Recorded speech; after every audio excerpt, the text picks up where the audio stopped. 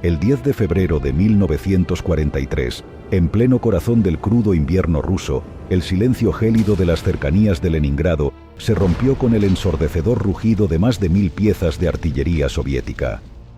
El Ejército Rojo había puesto en marcha un asalto masivo en su intento por romper el cerco alemán sobre la ciudad. Unos 44.000 soldados soviéticos, apoyados por entre 60 y 100 tanques y más de 1000 piezas de artillería, avanzaban hacia las posiciones del eje. Su objetivo era el pequeño y estratégico enclave de Krasny Bor, defendido por apenas 4.900 hombres de la División Azul, una unidad formada por voluntarios españoles que luchaban en el frente oriental bajo el mando alemán.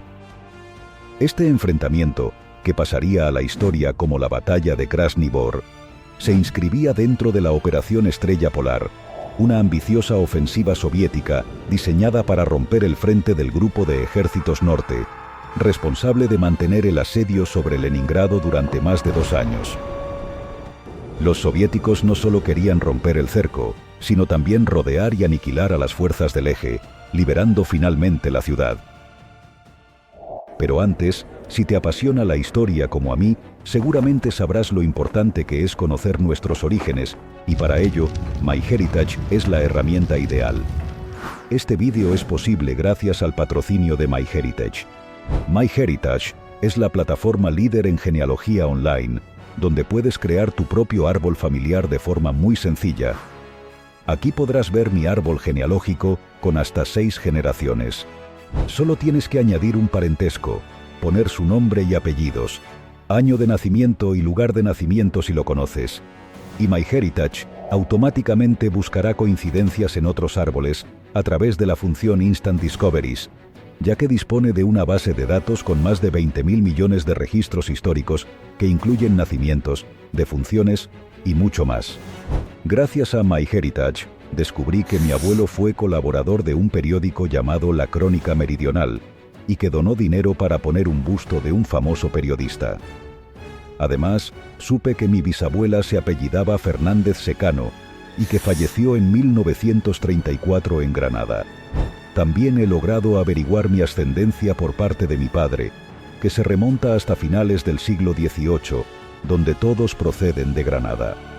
MyHeritage no solo te ofrece información valiosa, sino también momentos increíbles. En su función Fotos, puedes mejorar, colorear e incluso animar las imágenes de tus seres queridos, siendo realmente emocionante ver a tus antepasados como si hubieran sido grabados en vídeo. También puedes optar por conocer tus orígenes étnicos, pudiendo aprender con más detalle sobre tu pasado. Empieza hoy mismo tu prueba gratuita de 14 días haciendo clic en el enlace que encontrarás en la descripción y descubre todo lo que MyHeritage puede ofrecerte. Para comprender cómo la División Azul terminó luchando en Rusia, es esencial revisar el contexto de la España de Franco y su relación con las potencias del eje. Tras la victoria franquista en la Guerra Civil Española, el régimen de Franco se alió ideológicamente con las potencias fascistas, principalmente Alemania e Italia, aunque mantuvo oficialmente una postura de neutralidad durante la Segunda Guerra Mundial. Sin embargo, Franco compartía una causa común con Hitler: el anticomunismo feroz. Para Franco, la lucha en el frente oriental era una extensión del conflicto contra el comunismo que había vivido en España. En junio de 1941, cuando la Alemania nazi invadió la Unión Soviética en la llamada Operación Barbarroja, Franco ofreció una fuerza de voluntarios para luchar junto a los alemanes en la cruzada contra el bolchevismo. La oferta fue aceptada por Hitler y en julio de ese año nació la División Azul, compuesta por unos 18.000 hombres. La mayoría de estos eran veteranos de la Guerra Civil, falangistas y anticomunistas comprometidos, aunque también había muchos jóvenes que veían la guerra como una aventura o una forma de escapar de la España empobrecida de posguerra. La División Azul fue enviada al Frente Oriental en octubre de 1941, integrada en el ejército alemán, pero conservando su estructura y oficiales españoles. Estaba formada por 3 regimientos de infantería, un batallón de artillería, una unidad antitanque y diversos servicios auxiliares. A los españoles se les asignó la defensa del sector del Grupo de Ejércitos Norte, en el marco del asedio de Leningrado. Durante los meses que siguieron, la División Azul se enfrentó a las duras condiciones del invierno ruso y a los continuos ataques soviéticos. La moral era alta y los españoles ganaron fama por su tenacidad y valentía. A principios de 1943, la situación en el frente oriental cambió drásticamente tras la derrota alemana en Stalingrado. El Ejército Rojo, revitalizado y dispuesto a pasar a la ofensiva, lanzó una serie de contraataques en toda la línea del frente, con el objetivo de expulsar a las fuerzas del eje de la Unión Soviética. Una de estas ofensivas era la de levantar el sitio de Leningrado, que había comenzado en septiembre de 1941 y que se había convertido en uno de los episodios más devastadores de la guerra. Las fuerzas soviéticas estaban decididas a romper las líneas del Grupo de Ejércitos Norte, liberar la ciudad y destruir a las fuerzas alemanas y sus aliados que defendían el área. Krasny Bor, una pequeña localidad situada a unos 32 kilómetros de Leningrado, era un punto estratégico clave en las rutas de suministro por carretera y ferrocarril entre Leningrado y Moscú. Los soviéticos sabían que su control les permitiría avanzar más allá del frente alemán y crear un corredor seguro hacia la ciudad sitiada. Los alemanes, por su parte, reconocían la importancia de Krasny Bor para mantener su control sobre el cerco de Leningrado. En ese contexto, la División Azul fue destinada a la defensa de Krasny Bor. Aunque eran conscientes de la magnitud de la fuerza soviética que se les venía encima, los soldados españoles se prepararon para una batalla que sabían que sería brutal. Con sus escasos recursos, sin apoyo blindado y con un número limitado de armas antitanque, la tarea de resistir una ofensiva masiva parecía casi imposible. El 10 de febrero, a las 6:45 de la mañana, el asalto comenzó con un pesado bombardeo de artillería soviética. Más de 1000 cañones y morteros arrojaron una lluvia incesante de proyectiles sobre las posiciones españolas, arrasando edificios, trincheras y cualquier forma de defensa que hubiera. Durante 2 largas horas, los hombres de la División Azul soportaron el bombardeo sin poder moverse.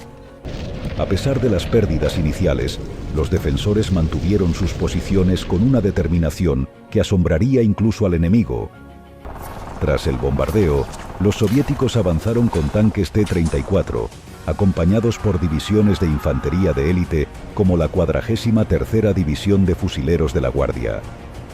Su objetivo era claro: romper las líneas españolas y abrir una brecha en el frente del eje.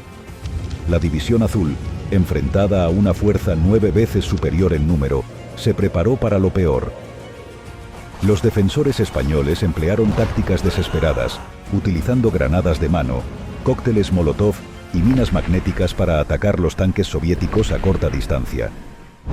Uno de los momentos más dramáticos de la batalla tuvo lugar en la estación de tren, donde un pequeño grupo de españoles, superados en número, resistió hasta el último hombre.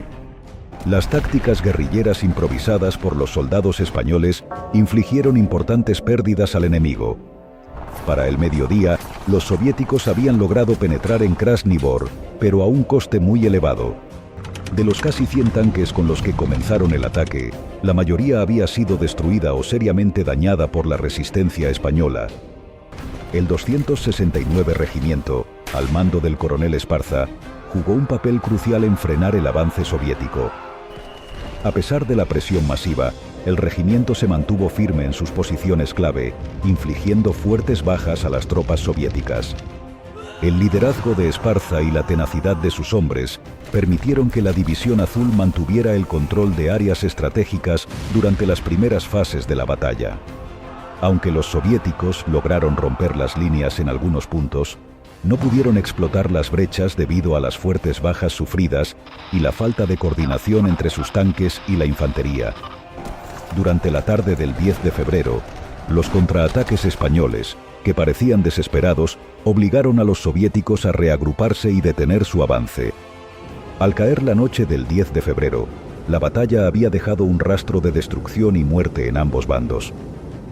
Los soviéticos, que habían comenzado la operación con una superioridad numérica y material abrumadora, habían sufrido cerca de 13.000 bajas y perdido la mayor parte de sus tanques. Por su parte, la División Azul había perdido alrededor del 75% de sus efectivos, con unos 3.600 hombres muertos, heridos o desaparecidos de los 4.900 que defendían Krasni Bor. A pesar de las pérdidas catastróficas, los españoles habían logrado detener la ofensiva soviética y mantener su posición estratégica. El 11 de febrero, los soviéticos intentaron lanzar un nuevo ataque, pero se encontraron con la misma resistencia feroz de los defensores españoles. Exhaustos y superados en número, los hombres de la División Azul se aferraron a cada metro de terreno, empleando tácticas de guerrilla y combates cuerpo a cuerpo. La moral de los españoles, alimentada por un sentido del deber casi suicida, sorprendió a los comandantes soviéticos, quienes no esperaban una resistencia tan obstinada. La batalla de Krasni Bor terminó siendo una victoria táctica para las fuerzas del eje, pero a un coste tan elevado que la División Azul quedó prácticamente desmantelada como fuerza de combate eficaz. Sin embargo, el heroísmo mostrado por los soldados españoles en esta batalla se convirtió en una leyenda, tanto en España como en el frente oriental. La División Azul, aunque eventualmente retirada del frente por Franco en octubre de 1943, dejó una huella imborrable en la historia militar de la Segunda Guerra Mundial. Krasni Bor es recordado como uno de los episodios más épicos y trágicos de la participación española en la guerra. Enfrentándose a una de las mayores fuerzas militares del mundo, los voluntarios españoles demostraron que, incluso en inferioridad numérica y material, la voluntad de lucha y el sacrificio pueden resistir a un enemigo abrumador. Esta batalla quedaría grabada en los anales de la guerra como una muestra épica de la resistencia del espíritu humano frente a las adversidades más insuperables. ¿Algún antepasado tuyo luchó en la Guerra Civil Española? ¿O tal vez fue a trabajar al extranjero? ¿Emigró a otro país como por ejemplo México? Averígualo en MyHeritage. Únete ahora con el link de la descripción.